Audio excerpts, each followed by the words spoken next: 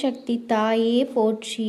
என் அன்பு குழந்தையே, உன்னுடைய வாழ்க்கையில் இருக்கிற கஷ்டங்களுக்கெல்லாம் இந்த தாயானவள் இப்பொழுது உனக்கு நல்லதொரு தீர்வினை கொடுத்துவிட வேண்டும் என்றுதான் உன்னிடத்திலே பேச வந்திருக்கின்றேன். என் தங்க குழந்தையே, அது எப்படி உன்னால் இத்தனை நாட்களும் சரி செய்ய முடியாத பிரச்சனைகளை ஒரே நாளில் தீர்த்துவிட முடியும் அம்மா என்று நீ என்னிடத்திலே கேட்கலாம்.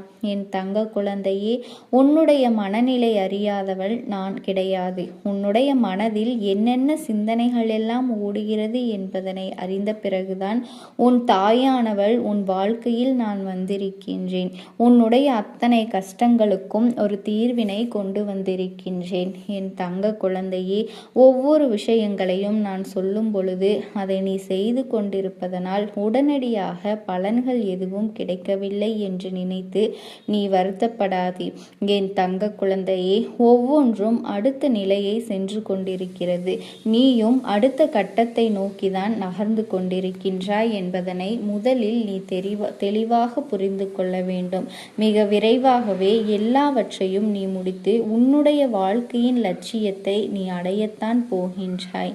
என் அன்பு குழந்தையே, என்னிடம் வைத்த வேண்டுதல்கள் எதுவுமே உனக்கு கிடைக்காமல் போனதில்லை. அது தாமதத்தை எடுத்துக்கொண்டாலும் அதை நிச்சயமாக உன்னுடைய கைகளில் கிடைக்கும்படி நான் செய்திருக்கின்றேன். நீ மனம் விரும்பியபடியே உன்னிடத்தில் அதையெல்லாம் வந்து சேரும் என்பதனை நிச்சயமாக ஒருபொழுதும் நீ மறந்துவிடக்கூடாது. என் தங்க குழந்தையே, உன்னுடைய வாழ்க்கையில் சில விஷயங்கள் உன்னுடைய மனதிற்குள் இருக்கின்ற எண்ணங்களை வைத்து நீ தவறாக நினைத்து கொண்டிருக்கிறாய். சரியான விஷயங்களை தவறாக புரிந்து கொள்வதும் தவறான விஷயங்களை சரியாக புரிந்து கொள்வதும் என்று உன் வாழ்க்கையில் ஏகப்பட்ட குழப்பங்களை நீ சந்தித்து கொண்டிருக்கிறாய். உன்னுடைய வீட்டிற்குள் எந்நாளுமே சண்டைகளும் சச்சரவுகளும் அவ்வப்போது வந்து கொண்டேதான் இருக்கின்றது. என் அன்பு குழந்தையே, என்றாவது 2 நாட்கள் நீ சந்தோஷமாக இருந்துவிட்டால் 3வது நாள் அந்த சந்தோஷம் எங்கே போனது என்று நினைக்கின்ற அளவிற்கு கஷ்டங்கள் உன் வாழ்க்கையில் வந்துவிடுகின்றன. என் அன்பு குழந்தையே, ஒவ்வொரு நாளும் நீ இப்படியே கடந்து வரும் பொழுது இதற்கு தீர்வே கிடையாதா அம்மா? நான் இப்படியேதான் இந்த வாழ்க்கையை வாழ வேண்டுமா?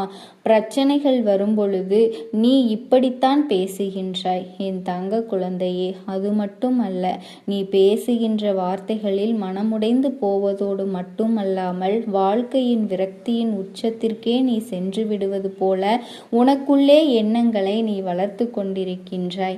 இனிமேல் இந்த வாழ்க்கையே வேண்டாம் என்று கூட சில நேரங்களில் உனக்கு நினைக்க தோன்றுகிறது. நம்மை நம்பியவர்கள் எல்லாம் நம்மை காயப்படுத்தும் பொழுது நேற்று நம்மோடு சந்தோஷமாக இருந்துவிட்டு இன்று நம்மை கண்டால் எரிச்சல் படுவது என்பது உன்னால் தாங்கிக் கொள்ள முடியவில்லை என்பது இந்த தாயானவளுக்கு தெரியாமல் இல்லை. என் அன்பு பிள்ளையே, நீ நினைக்கலாம், நேற்று எழுந்திருக்கும் பொழுது யார் முன்னால் இருந்து சிரித்து பேசினாய்? நேற்று உன் வாழ்க்கையில் என்னவெல்லாம் நடந்தது? அதையெல்லாம் கொஞ்சம் யோசித்துப்பார். என் தங்க குழந்தையே, உன் வாழ்க்கையில் நீ அடைந்த சந்தோஷத்தை, நீ மகிழ்ச்சியாக இருந்த தருணங்களை சில பொல்லாதவர்கள் கண்முன் பட்டிருக்கின்றது. என் தங்க குழந்தையே, அந்த கண்ணால் இப்பொழுது உனக்கு வாழ்க்கையில் கண்ணீர் சிந்துகிற நிலைமை வந்துவிட்டது. என் தங்கமே, குடும்பத்திற்குள்ளேயே உனக்கு இது மாதிரி செய்கின்ற சிலர் இருக்கின்றார்கள். ஒருவருக்கொருவர் ஒற்றுமையாக இருந்தால் எப்படி நாம் சந்தோஷமாக இருக்கலாம்? ஆனால் அதையெல்லாம் விட்டுவிட்டு இவர்கள் மட்டும் எப்படி சந்தோஷமாக இருக்கிறார்கள்? நம் வாழ்க்கை மட்டும் இங்கே கஷ்டத்தில் இருக்கிறது என்று நினைத்து கொண்டு உன் மீது கண் திருஷ்டியை போட்டு விட்டார்கள். என் தங்க குழந்தையே, அதனால்தான் நேற்று சந்தோஷமாக இருந்த உறவு இன்று உன்மீது வெறுப்பை கசக்கி விடுகின்றது. என் அன்பு குழந்தையே, ஒரு விஷயத்தை நீ நன்றாக புரிந்து கொள்ள வேண்டும். மற்றவர்களின் வாழ்க்கையில் நடக்கின்ற விஷயங்களை எல்லாம் உன்னுடைய வாழ்க்கையோடு ஒரு நாளும் ஒப்பிட்டு பார்க்காதே. ஏனென்றால் அவர்களின் வாழ்க்கையில் இருக்கின்ற சூழ்நிலை வேறு, உன்னுடைய வாழ்க்கையில் இருக்கின்ற சூழ்நிலை வேறு. அதனால் அவர்களைப் போல வாழ வேண்டும், இவர்களைப் போல வாழ வேண்டும் என்று ஆசைப்பட்டு நீ எடுக்கின்ற முயற்சிகள் எல்லாமே உனக்கு தோல்வியைத்தான் கொடுத்திருக்கின்றது. என் தங்க குழந்தையே, சொல்லடி பட்டாலும் படலாம், கண்ணடி படக்கூடாது என்று சொல்வார்கள் அல்லவா? நீ முயற்சிகளை அதிகமாக செய்யும் பொழுது உன் மீது கண் திருஷ்டி பட்டுவிட்டது. நீ சந்தோஷமாக இருந்தாலும் சரி, எந்த ஒரு வேலையை சரியாக செய்து நல்ல பெயரை எடுத்தாலும் சரி, நிச்சயமாக அந்த நேரத்தில் கண் திருஷ்டி உன்மேல் விழுந்து விடுகின்றது. என் குழந்தையே, நீ எப்போது என்ன நினைக்கின்றாய் தெரியுமா? அம்மா, கண் திருஷ்டி என்பது பொல்லாதது என்று சொல்கின்றாய். அது விழுகிறது என்பதற்காக நான் சந்தோஷமாக இல்லாமல் இருக்க முடியுமா? அல்லது என்னுடைய வேலையை நான் சரியாகத்தான் செய்து கொண்டிருக்கின்றேன், அப்படி நான் செய்யாமல் இருந்துவிட முடியுமா? மற்றவர்களுக்காக பயந்து பயந்து எதையுமே செய்யாமல் வெளியில் சொல்லாமல் இருந்துவிட முடியுமா என்று என்னிடத்தில் நீ கேட்கின்றாய் அல்லவா?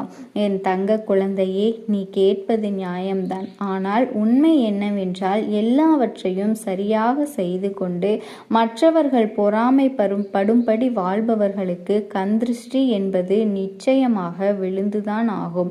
அதனால் நீ எப்படி இருந்தாலும் அவர்கள் உன்மீது அந்த திருஷ்டியை போடத்தான் செய்வார்கள். அதனால் அதற்கு என்ன தீர்வு என்பதனை நான் தான் உனக்கு சொல்லிக் கொடுத்து விடப் போகிறேன். அதனால் என் பிள்ளையே, நீ அதனை எப்பொழுதுமே சரியாக பின்பற்றி வர வேண்டும். அப்படி செய்யும் பொழுது உன் முயற்சியில் எல்லாமே சரியாக நடக்கும். உன் வாழ்க்கையில் சந்தோஷமும் உனக்கு நிறைவாகவே கிடைக்கும் என்பதனை நீ புரிந்து கொள்ள வேண்டும். என் தங்க குழந்தையே, அம்மா சொல்வது போல இதனை நீ செய்துவிட்டால் உனக்கு வருகின்ற அந்த கண் திருஷ்டிகளும் உன்னை விட்டு விலகி ஓடிவிடும். இதையெல்லாம் சரியாக நடக்க வேண்டும் என்றால், நிச்சயமாக ஒரே நேரத்தில் நடக்க வேண்டும் என்றால், அம்மா சொன்ன இந்த 2 பொருட்களை உன்னிடத்தில் எப்பொழுதுமே நீ வைத்திருக்க வேண்டும். என் அன்பு தங்கமே, அதனை எப்பொழுதெல்லாம் மகிழ்ச்சியாக இருக்கின்றாயோ அல்லது எப்பொழுதெல்லாம் உன் வீட்டில் நல்ல காரியம் நடக்கின்றதோ அப்பொழுதெல்லாம் நீங்கள் இதை செய்ய வேண்டும். அதற்கு என்னென்ன பொருட்கள் தேவைப்படும் தெரியுமா? என் தங்க குழந்தையே, மிளகாயை தலையை சுற்றி அடுப்பில் போடுவார்கள். அதனால் இதை நீ கண்டிருப்பாய் அல்லவா? நிறைய இடத்தில் இதை ஒரு பரிகாரம் என்று கூட நாம் கூறலாம். இன்னும் கொஞ்சம் சக்தி வாய்ந்த ஒரு விஷயத்தை தான் இப்பொழுது நான் உனக்கு சொல்லிவிடப் போகின்றேன். அதற்கு நீ நல்ல மிளகு ஒரு 10 அல்லது 15 என்ற எண்ணிக்கையில் எடுத்துக்கொள்ள வேண்டும். அதே அளவு கல்லுப்பையும் நீ எடுத்துக்கொள்ள வேண்டும். என் தங்க குழந்தையே, இந்த 2ஐயுமே உன்னுடைய வலது உள்ளங்கையில் மடித்து கிழக்கு பார்த்து நின்று கொள்ள வேண்டும். எந்த நேரத்தில் இதை நீ செய்ய வேண்டும் என்றால், என் குழந்தையே, நாளைய விடியலின் அதிகாலையில் எழுந்து உன்னுடைய வேலைகளை எல்லாம் முடித்த பிறகு 7 மணியிலிருந்து 8 மணி வரை இந்த நேரத்திற்குள்ளாக நீ இதை செய்யலாம். அப்படி இல்லை என்றால் மாலை 4 மணியிலிருந்து 5 மணி வரை நீ இந்த கண் திருஷ்டியை செய்யலாம். இரவு நேரம் சென்றுவிட்டது என்றால் 8 மணியிலிருந்து 9 மணி வரை இது போன்று உன்னுடைய கண் திருஷ்டியினை நீ போக்கிவிடலாம். என் அன்பு குழந்தையே, நீ செய்கின்ற இந்த விஷயத்தை ஒன்றை மட்டும் மனதில் வைத்து கொண்டு நீ செய்ய வேண்டும். அது என்ன தெரியுமா? முதலாவதாக நீ எப்பொழுதுமே நம் வாழ்க்கையில் எல்லாம் நல்லபடியாக நடக்க வேண்டும் என்று நினைப்பதோடு மட்டுமல்லாமல், இதுவரை எனக்கு எல்லாம் நல்லபடியாகத்தான் நடந்து கொண்டிருக்கிறது, யாருடைய கண் திருஷ்டிகளும் என் மீது விழுந்துவிடக்கூடாது என்று நம்முடைய வாழ்க்கையில் எல்லாம் நல்லபடியாக நடக்க வேண்டும், நல்லபடியாக நடந்து லட்சியத்தை அடைந்தே தீர வேண்டும், யாரை கண்டும் மனதில் குழப்பத்தை வளர்த்து கொள்ள கூடாது என்பதில் நீ தெளிவாக இருக்க வேண்டும். இதனை வேண்டிக் கொண்டு இதை நீ தலையை சுற்றி நெருப்பில் போட்டால் நிச்சயமாக உன் கண் திருஷ்டிகள் அனைத்தும் உன்னை விட்டு விலகிவிடும் என்பதில் எந்த ஒரு மாற்று கருத்தும் இல்லை. ஓம் சக்தி தாயே போற்றி. என் அன்பு குழந்தையே, இன்று உன் தாயானவள் உன்னுடைய இல்லத்திற்கே வந்து அமர்ந்து விட்டேன். என் செல்ல குழந்தையே, நான் உன் இல்லத்திற்கு வந்து அமர்ந்துவிட்ட பிறகும் கூட நீ என் வாக்கினை கேட்காமல் செல்வாயா? நிச்சயமாக சென்றுவிட மாட்டாய் என்ற நம்பிக்கையில்தான் உன் அம்மா இன்று உன்னோடு பேச வந்திருக்கின்றேன். என் குழந்தையே, வாழ்க்கையில் உன்னை சுற்றி நடக்கின்ற ஒரு விஷயத்தை பற்றி இன்னமும் நீ உணராமல் இருந்து கொண்டிருக்கின்றாய். பல கஷ்டங்களிலிருந்து உன்னை காத்த இந்த கருப்பன் இந்த செய்தியை உன்னிடத்தில் சொல்லிவிட வேண்டும் என்றுதான் இந்த நேரத்திலே உன்னை தேடி வந்திருக்கின்றேன். என் அன்பு குழந்தையே, உன்னுடைய குடும்பத்தை சுற்றிலும் ஒரு சதி நடந்து கொண்டிருக்கின்றது. இந்த சதியை செய்கின்றவர் வேறு எங்கும் இல்லை, உன்னுடைய குடும்பத்திற்கு மிகவும் அருகாமையில்தான் இருந்து கொண்டிருக்கிறார்கள். இத்தனை நாட்களும் ஏன் அவர்கள் நல்லவர்கள் போல உன்னிடத்தில் நடித்து கொண்டிருந்தார்கள்? இப்பொழுது அவர்களினுடைய வேலையை உன்னுடைய குடும்பத்தின் மீது திசை திருப்பி விட்டிருக்கின்றார்கள். என் செல்லமே, ஒரு சிறிய சத்தம் உன் வீட்டில் கேட்டுவிட்டாலே போதும், அவர்களினுடைய செவிகள் அப்படியே உன் இல்லத்தை நோக்கி வந்து விடுகின்றது. ஒரு சிறு வார்த்தை கிடைத்துவிட்டால் கூட அதனை திரித்து பலவிதமாக பேசுவதற்கு தயாராகவும் இருக்கின்றார்கள். இப்பேற்பட்ட மனநிலையோடு உன்னுடைய இல்லத்திற்கு அருகில் இருக்கின்ற ஒரு பெண்மணியை இந்த நேரத்தில் நீ அடையாளம் கண்டு கொள்ள வேண்டும். என் அன்பு குழந்தையே, கொஞ்சம் குள்ளமான உயரம், அவர்கள் பேசுகின்ற வார்த்தைகள் எல்லாமே நமக்கு அவர்கள் நம் மீது அன்பானவர்கள், நம் மீது உரிமையோடு பேசக்கூடியவர்கள் என்பதை போல ஒரு எண்ணத்தினை உருவாக்கி விடுவார்கள். ஆனால் மற்றவர்களிடத்திலோ உன்னை பற்றி தவறாக பேசிக்கொண்டும் தவறாக சொல்லிக் கொண்டும் இருப்பதுதான் அவர்களின் வேலையாக இருக்கிறது. அது மட்டுமல்ல, படிப்பு அவர்களிடத்தில் அதிகமாக இல்லை என்றாலும் கல்வி சம்பந்தமான எந்த ஒரு விஷயங்களை சொன்னாலும் அவர்களுக்கு அத்தனை எளிதாக புரிந்துவிடாது. ஆனால் அடுத்தவர்களின் கதை, அடுத்தவர்களின் வாழ்க்கை என்று வேறு எதையாவது பற்றி அவர்களிடத்தில் சொன்னால் மட்டும் அது தெளிவாக புரிந்துவிடும். என் தங்க குழந்தையே, இப்படிப்பட்ட மனநிலையை கொண்ட ஒருவர் உன் இல்லத்தின் அருகில் இருந்து கொண்டு உன் இல்லத்தில் நடக்கின்ற அத்தனை விஷயங்களையும் நோட்டமிட்டு கொண்டிருக்கின்றார்கள். அது மட்டுமல்ல, ஒருவரை பற்றி இன்னொருவரிடமெல்லாம் கதை கதையாக அளந்து பேசுவதில் வல்லவராகவும் இருந்து கொண்டிருக்கின்றார்கள். அம்மா, அவர்கள் இப்படி பேசுவதற்கு நான் என்ன செய்ய முடியும் என்று நீ நினைக்கின்றாய் அல்லவா?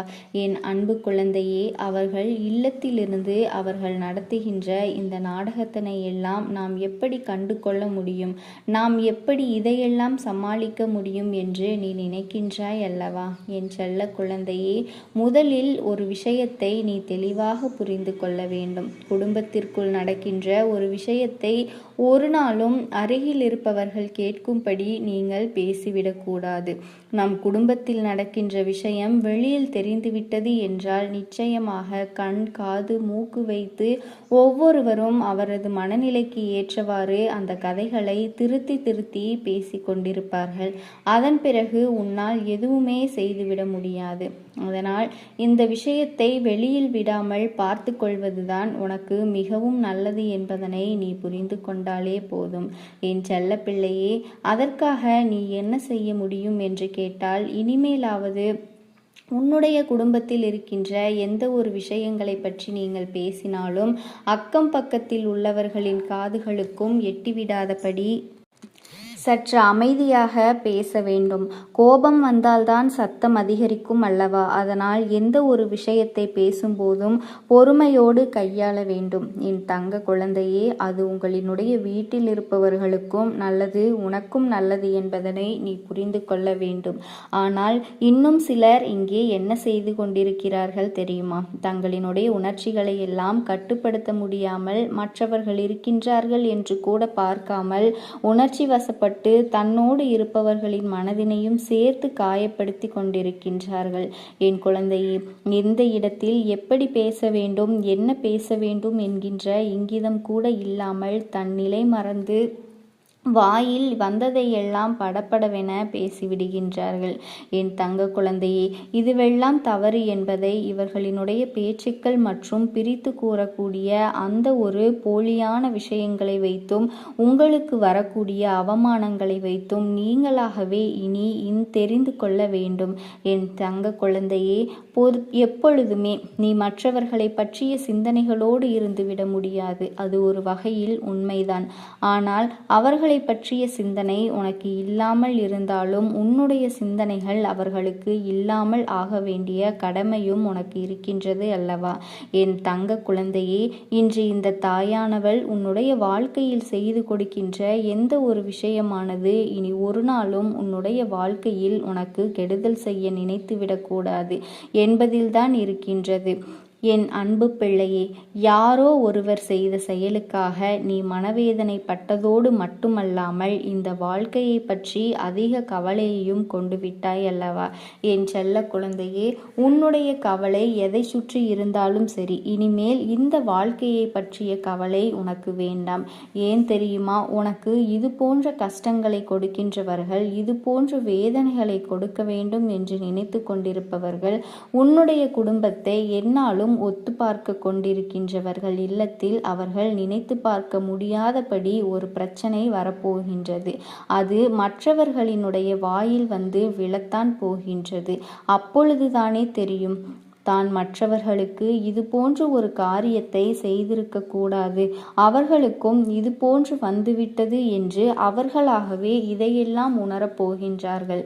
என் தங்க குழந்தையே, இதைவிட அவர்கள் புரிந்து கொள்ள நல்ல ஒரு சந்தர்ப்பம் என்றுமே கிடைத்து விடாது. அந்த கஷ்டத்தை அவர்களும் தன் வாழ்க்கையில் உணர்ந்தால் அதை நிச்சயமாக புரிந்து கொண்டு திருந்திக் கொள்வார்கள்.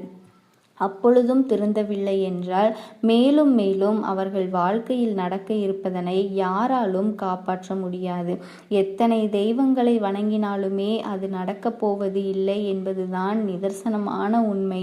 என் தங்க குழந்தையே, அதனால் இன்று உனக்கு ஒருவர் வேதனை கொடுத்து விட்டார்கள் என்று நினைத்து கொண்டு நீ மனம் நொந்து போவதை நிறுத்திவிட்டு இனி எப்பொழுதுமே உன்னுடைய வாழ்க்கையில் எல்லாமே இனி நன்மையாகவே நடக்கும் என்பதனை புரிந்து கொண்டால் போதும். என் செல்ல பிள்ளையே, உனக்கு சோதனைகள் இருக்கின்றது என்று எண்ணுகின்றாயா? எங்கெல்லாம் உன்னை சுற்றி தீய மனிதர்கள் இருக்கின்றார்கள் என்று நினைக்கின்றாயா? அங்கெல்லாமே எந்தவித கஷ்டங்களையும் அனுபவிக்காமல் வெளியில் வருவது எப்படி என்றுதான் சிந்திக்க வேண்டும். என் தங்க குழந்தையே, உனக்குள் இருக்கின்ற எண்ணங்களையும் உணர்வுகளையும் நீ அப்படியே வெளிக்கொண்டு வந்து விடக்கூடாது. நீ எளிதாக மற்றவர்களிடம் உன் வாழ்க்கையை பற்றி பேசும் பொழுது அவர்கள் அதனை தனக்கு கிடைத்த ஒரு கதையாக எண்ணிக்கொண்டு 4 பேரிடம் சொல்லி சிரிக்க காத்து கொண்டிருக்கின்றார்கள். இது போன்ற ஒரு சூழ்நிலையை நீ எப்பொழுதுமே யாருக்கும் உருவாக்கி கொடுத்து விடாதே. அவரவர் படுகின்ற கஷ்டங்களுக்கான பலனை நிச்சயமாக அவர்கள் அனுபவித்துதான் ஆக வேண்டும். என் தங்க குழந்தையே, இப்படி விதி இருக்கும் பொழுது உனக்கு செய்கின்ற துரோகத்திற்கான பலன்களையும் அவர்கள் நிச்சயமாக அனுபவிக்கத்தான் போவார்கள். என் அன்பு குழந்தையே, உன் வாழ்க்கையில் இது நாள் வரையில் நடந்ததெல்லாம் நடந்ததாகவே இருக்கட்டும். அவர்கள் கொடுத்த கஷ்டங்கள் எல்லாம் கஷ்டங்களாகவே இருக்கட்டும். இனிமேல் அவர்களுக்கான தண்டனையை, அவர்களுக்கான நல்ல பாடத்தை இந்த தாயானவள் நான் கொடுத்து விடுகின்றேன். உன் வாழ்க்கையை நீ சந்தோஷமாக வாழ வேண்டும்.